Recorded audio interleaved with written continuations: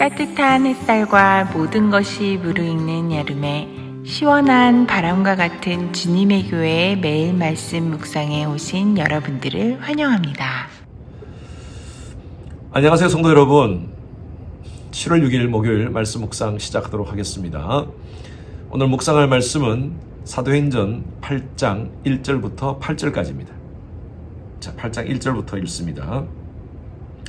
사울은 그가 죽임당함을 마땅히 여기더라.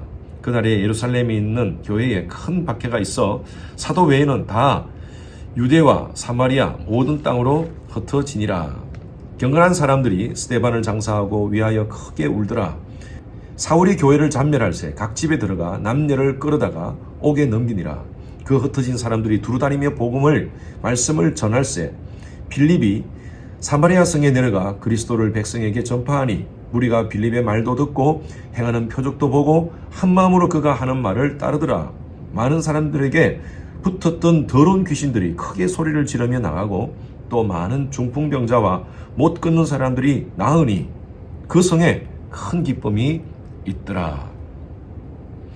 우리가 소설을 읽는다든지 영화를 볼 때 복선이라는 그런 장면들을 봅니다. 복선이라는 것은 영어로 하면 foreshadowing이라고 하죠. 암시한다는 것이죠. 앞으로의 장면을 암시하는 어떤 내용이 담겨져 있는 것. 그것이 바로 foreshadowing인데 제가 오래전에 봤던 이게 몇 편인지 모르겠지만 터미네이터 마지막 장면에 악한 악당이 트럭을 몰고 막 오는데 그 아놀드 슈왈츠제네거가 그 악당을 향하여 총을 쏘고 뭐 그렇게 해가지고 그 트럭을 완전히 폭발을 시킵니다. 그리고 그 악당은 그 안에서 죽습니다. 그리고 이 주인공이 총을 탁 울러매고 저벅저벅 걸어가면서 영화가 끝나려고 하는데 그 트럭 안에서 죽었던 그 악당이 움틀 하면서 영화가 다 끝납니다. 여러분, 그것이 무슨 것을 암시합니까? 다음 편에는 그 악당이 살아난다는 것이죠. 어제 묵상한 말씀은요, 스데반이 복음을 전거할 때 유대인들이 마음에 찔려서 이를 갈고 그리고 돌을 들어 스데반을 돌로 쳐 죽입니다. 그때 한 사람이 나타나는데 사울이라는 사람이 나타나죠. 처음으로 등장합니다. 오늘 1절 말씀 한번 보실래요?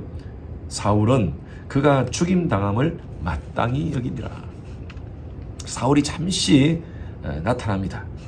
그리고 3절에 보면 사울이 교회를 잔멸할새 각 집에 들어가 남녀들을 끌어다가 옥에 넘기니라. 이 사울은 나중에 이방인의 사도로서 쓰임받았던 사도 바울이었습니다. 이 사울은 바울 되기 전에는요, 교회를 핍박했던 사람이었다는 것이죠. 이 사울이 살짝 등장합니다. 이건 암시라고 볼 수 있고 foreshadowing이라고 볼 수 있어요. 그리고 9장에 다시 나타나는데 여러분, 왜 이 장면에 사울이 나타났을까요? 이 사울의 등장은요, 앞으로 전개될 놀라운 복음의 전파에 하나님의 도구로 쓰임받을 이 사울을 잠시 복선으로 깔아놓는 것입니다. 영화라든지 드라마에 보면 복선과 함께 또 나타나는 장면이 반전이죠. 전혀 예상치 못한 상황이 벌어진다는 것이죠. 사울이 교회를 핍박하고 교회가 흩어지기 시작합니다. 오늘 말씀 보십시오. 4절에 그 흩어진 사람이 교회를 핍박하니까 교회는 흩어지기 시작했죠. 4절에 사울이 교회를 진멸할새 이 진멸했던 교회는요, 하나밖에 없었어요. 그 당시에는 예루살렘 교회였습니다. 예루살렘 교회가 어땠었어요? 사도행전 1장 8절 말씀에 보면 예수님께서 승천하시면서 교회에게 주신 명령이 있습니다. 오직 성령이 너희에게 임하시면 너희가 권능을 받고 예루살렘과 유대와 사마리아와 땅 끝까지 이르러 내 증인이 되라고 예수님께서 말씀하셨어요. 그런데 교회가 어땠었습니까? 서로 모여서 기도하고 찬송하고 떡을 나누고 참 그건 좋았어요. 그런데 주님이 주신 그 사명, 복음 증거의 사명을 망각하고 있었습니다. 그때 교회에 핍박이 온 거죠. 스데반이 죽게 되고요, 사울이라는 사람이 등장해서 교회를 핍박하기 시작했습니다. 아무 핍박이 없었을 때는 움직이지 않았어요. 그런데 핍박을 당하니까요, 교회가 흩어지기 시작합니다. 그런데 신기하게도 오늘 8장 1절 말씀 보십시오. 사울은 그가 죽임당함을 마땅히 여겼더라. 그가 누굽니까? 스데반입니다. 그날에 예루살렘에 있는 교회에 큰 박해가 있어 사도 외에는 유대와 사마리아와 모든 땅으로 흩어지니라. 이것이 우연일까요? 사도행전 1장 8절에 예수님의 명령이 있고요. 그리고 사도행전 8장 1절에 교회들은 핍박을 통해서 흩어지는데 예수님이 예루살렘, 유대, 사마리아 땅끝까지 정인되라 라고 말씀하신 그 말씀대로 똑같이 오늘 1절 말씀에도 유대와 사마리아 땅끝까지 흩어졌다라고 얘기하고 있습니다. 디아스포라 됐다는 말이죠. 우린 가끔 그런 얘기해요. 하나님이 나한테 사업도 잘 되게 하시고 모든 것이 좀 편안하면 내가 신앙생활 잘 할 수 있겠다라고 얘기할 때 있어요. 예, 그렇죠. 대부분의 사람들은요, 등 따시고 배부르면 게을러집니다. 신앙생활 제대로 안 합니다.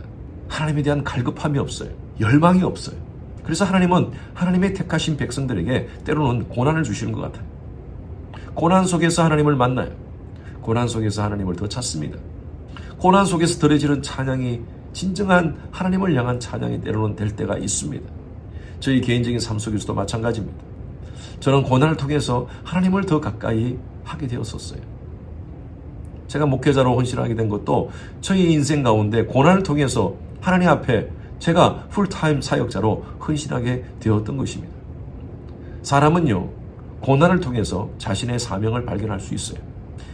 예루살렘 교도 마찬가지입니다. 흩어짐을 당하면서 흩어졌을 때에 그들은 흩어지면서 뭘 합니까? 오늘 말씀 보십시오. 4절에 두루 다니면서 복음의 말씀을 전할세라고 되어 있어요. 우리 한국교회도 마찬가지입니다. 한국교회가 가장 많이 빨리 성장했을 때가요, 1940년대, 50년대, 60년대, 70년대. 그때가 언제입니까? 가장 힘들고 어려울 때입니다. 민족적으로 가장 힘들고 어려울 때입니다.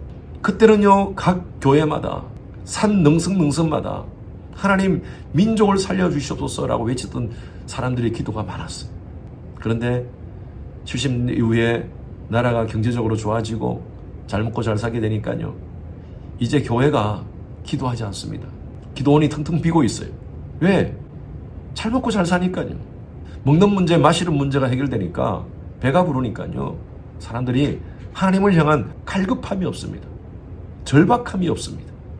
지난주에 제가 말씀드렸다시피 교회가 교회 되기 위해서는요, 교회는 미셔널 처치가 되어야 돼요. 흩어져서 복음을 전가하는 교회가 되어야 됩니다. 마치 끓는 물 속에 있는 개구리와 같이 밑에서 불이 지펴지고 그 물이 끓고 있는데 서서히 자신은 죽어가고 있는데 따뜻한 물의 기분이 좋아서 서서히 죽어가는 것을 모르는 개구리처럼 오늘날 교회가 그렇게 되지 않는지 모르겠어요. 여러분, 교회의 사명은요, 선교입니다. 궁극적인 사명은 예배라고 제가 말씀드렸죠. 열방의 수많은 영혼들을 하나님께로 돌아오게 하기 위해서, 그리고 그들로 하여금 하나님을 예배하게 하기 위해서 우리는 전도와 선교를 게을리해서는 안 됩니다. 7월달 한 달 저희 교회는요, 멕시코와 캄보디아 단기 선교를 파송합니다. 오늘 새벽에 멕시코 단기 선교팀들이 이제 출발했습니다. 하나님의 백성들은 미셔널 라이프를 살아야 되고요, 하나님의 교회는요, 미셔널 처치가 되어야 됩니다. 말로만 전도합시다, 선교합시다 하는 그런 교회가 아니라 실제적으로 물질로, 기도로, 또 때로는 헌신으로 선교에 동참하여 하나님께서 이 마지막 시대에 우리 교회에 주신 그 사명, 선교적 교회로서의 사명을 감당하는 저희들 되기를 바랍니다. 예루살렘 교회가 핍박에서 끝났어요? 아니에요. 오히려 예루살렘 교회는 그 지역 교회에 머무는 것이 아니라 전 지역으로 흩어져서 복음을 전가하는 그런 귀한 선교적 교회가 되었다는 것입니다. 이 뒤에 말씀에 보면 빌립이 사마리아 성에 내려가서 그리스도를 백성에게 전파할 때 수많은 사람들이 치유를 받고 회복받고, 그리고 그 사마리아 성이 8절 말씀 보십시오. 그 성에 큰 기쁨이 있더라. 이 놀라운 복음적 메시지가 예루살렘이라는 그 지역 안에 국한되지 않고 그 지역 근처로 사마리아 성으로 넘어가면서 그 지역을 아름다운 복음의 소식으로 기쁨이 있는 그런 곳으로 만들었다는 것이죠. 여러분, 우리 주위에 아직도 복음을 모르는 사람들이 있습니다. 아직도 복음을 모르는 그런 친척들이 있습니다. 그들에게 굿뉴스가 되는 이 기쁨의 소식을 전하는 우리가 되었으면 좋겠습니다. 이 복음을 향한 전진, 이것은 멈춰져서는 안 됩니다. 우리의 교회 사역 속에서 여러분 각자의 삶 속에서 계속 진행형으로 가야 될 줄로 믿습니다. 여러분 오늘 하루의 삶을 통하여서 여러분들이 가야 될 곳이 어디입니까? 여러분들이 만나야 될 사람이 누굽니까? 여러분의 삶의 현장 속에서 미셔널 라이프를 실제적으로 살아서 오늘 마지막 말씀처럼 그 성에 큰 기쁨이 있더라. 그 가정에 큰 기쁨을 나눠주고 그 사람에게 큰 기쁨을 나눠주는 그런 여러분 삶이 되시기를 주님 이름으로 축원합니다. 주님 감사합니다. 오늘도 말씀을 통하여 미셔널 라이프에 대한 도전을 받습니다. 우리가 가는 곳곳마다 우리가 오늘 만나는 사람에게 이 놀라운 기쁨의 소식을 나누는 그런 저들의 삶이 되게 하여 주시옵소서. 오늘 출발한 우리 멕시코 선교팀들 하나님께서 그들을 사용하여 주시고 그 지역에 죽어가는 많은 영혼들에게 십자가 복음을 전거하여 그 땅이 기쁨의 성이 될 수 있도록 인도하여 주시옵소서. 감사드리며 살아계신 예수 그리스도 이름으로 기도드렸습니다. 아멘. 목요일 기도 제목으로 함께 기도하시겠습니다. 미국과 한국을 위해서 기도해 주십시오. 나라의 지도자들이 하나님을 경외하여 지혜와 분별력을 가질 수 있도록, 또 진영 간의 갈등이 사라지고 정치, 경제, 외교 등의 안정이 될 수 있도록 기도해 주시기 바랍니다. 우크라이나와 러시아 간의 전쟁이 지속되고 있습니다. 하루속히 전쟁이 종식되어지고 그 땅에 평화가 임할 수 있도록, 또 그 땅들에 예수 그리스도의 십자가 복음이 그들의 심령을 덮어 아픔과 상처들이 치유될 수 있도록 기도해 주시기 바랍니다. 세계 선교를 위해서 애쓰는 우리 선교사님들을 위해서 기도해 주시기 바랍니다. 저희 교회가 섬기는 11 지역의 선교사님들을 위해서 안전과 건강을 지키도록 기도해 주시고, 또 지금 모든 그 팬데믹 이후에 사역이 정상화되지 않고 있는 곳이 많습니다. 하루속히 모든 사역이 정상화되어 수많은 영혼들이 선교사님의 섬김을 통하여서 예수님께로 돌아오는 역사가 일어날 수 있도록 기도해 주시기 바랍니다. 선교사님을 위해서 기도하실 때에 차드의 김영섭 선교사님, 요르단의 김재문 선교사님, 알래스카 이글리브 교회 이홍래 목사님, 이들의 사역과 가정과 건강을 위해서 기도해 주시길 바랍니다. 함께 기도하시겠습니다.